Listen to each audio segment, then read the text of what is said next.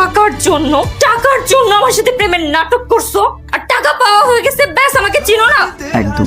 তুই ছি, তুই বান্ধবী, তোর মতো বান্ধবী থাকার থেকে তো শত্রু থাকা অনেক ভালো। টাকার জন্য না আমি সবকিছু করতে পারি। কতটা স্বপ্ন দেখছিল ঘর বাদ আমাকে নিয়ে সংসার করবে, সবকিছু নষ্ট হয়ে গেল, তাই না?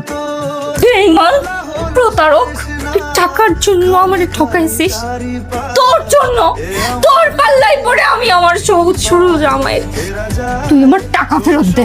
তোর মতো প্রতারকের পাল্লাই পড়ে আমি আমার জামাইকে ঠকাইছি, তার টাকা আমি নষ্ট হইতে দিব না। টাকা ফেরত দে। কে প্রতারক? আমার চাইতে বড় প্রতারক তুই তোর স্বামীর সাথে বেমানা করছিস, তুই বিবাহিত সত্ত্বেও আমার সাথে প্রেম করছিস, আর তুই আমাকে প্রতারক বলতেছিস। আর টাকা, আমি যে তোর কাছে টাকা রিসিভ প্রমাণ আছে, এটা একটা ভদ্র লোকের বাসা, এখানে সিনক্রেট না করে সোজা পাশ থেকে বের হ, বের হ বাসা থেকে, বের হ। আসলে আমি অনেক বড় বেঈমান, প্রতারক। মিথ্যা ভালোবাসার ফাঁদে পড়ে আমি আমার সহজ সরল জামাইটাকে ঠকাইছি, অনেক বড় অন্যায় করে ফেলছি। আমি ওকে অনেক কষ্ট দিয়ে পেয়েছি, এটাই হলো তার পাপের শাস্তি। শোন, তুমি ওকে মাফ করে দিও প্লিজ।